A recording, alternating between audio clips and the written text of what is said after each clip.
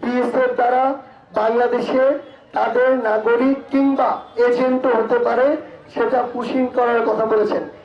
আমরা স্পষ্ট করে একটা কথা বলি, একদম ভারতকে উদ্দেশ্য করে কথা বলি, শুধুমাত্র এনসিপির একজন প্রতিনিধি নয়, বাংলাদেশের আগামী প্রজন্মের একজন প্রতিনিধি হিসেবে স্পষ্ট করে বলি, এখন পর্যন্ত ভারতের যে আচরণ বাংলাদেশের সাথে, এটা সন্তোষজনক নয়।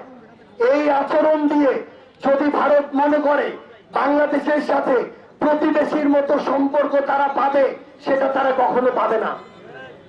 তারা এই 24-এর অভ্যুত্থানের হাজারেরও অধিক খুনের নির্দেশদাতা, লক্ষের অধিক মানুষকে রক্তাক্ত করা হয়েছে যার নির্দেশে, সেই খুনি হাসিনাকে তারা আশ্রয় দিয়েছে। যতদিন পর্যন্ত খুনি হাসিনা ভারতে আশ্রিত থাকবে, বাংলাদেশের মানুষের সাথে ভারতের সম্পর্ক স্বাভাবিক হবে না। সম্পর্ক স্বাভাবিক যদি করতে চায়, তাহলে প্রতিবেশীর মতো অতটুকু শ্রদ্ধা এবং সম্মানের সম্পর্ক হতে হবে, সমতার সম্পর্ক হতে হবে।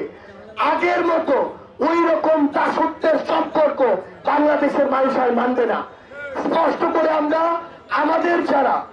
আমাদের বিজিবি আছে, আমরা জানি তারা আমাদের অকুতভয় সীমান্ত রক্ষী।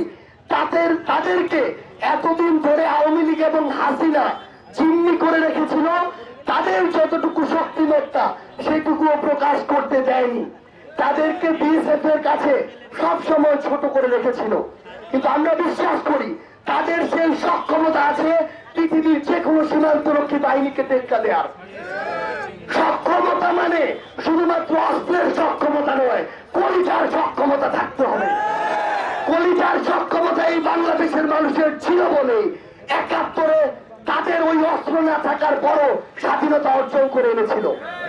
আমরা আমাদের সীমান্ত রক্ষী বাহিনীকে বলছি, এবং আপনারা যারা আছেন প্রত্যেকে এক একজন সীমান্ত রক্ষী, আমাদেরকে আমাদের জায়গা থেকে এই বিষয়ে সর্বোচ্চ সচেতন থাকতে হবে।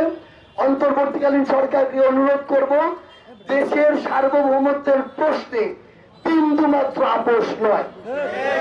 যে কোনো ধরনের পুশিং এজেন্ট পাঠানো, এগুলো আমরা আমাদের দেশের বিরুদ্ধে চক্রান্ত মনে করি। এগুলোর বিরুদ্ধে সরকার, প্রশাসন এবং জনগণের ঐক্যবদ্ধ আমরা একটি প্রচেষ্টা প্রত্যাশা করি। আমরা যদি ঐক্যবদ্ধ থাকতে পারি, তাহলে আর এটার কোনো সুযোগ থাকবে না বলে আমরা বিশ্বাস করি।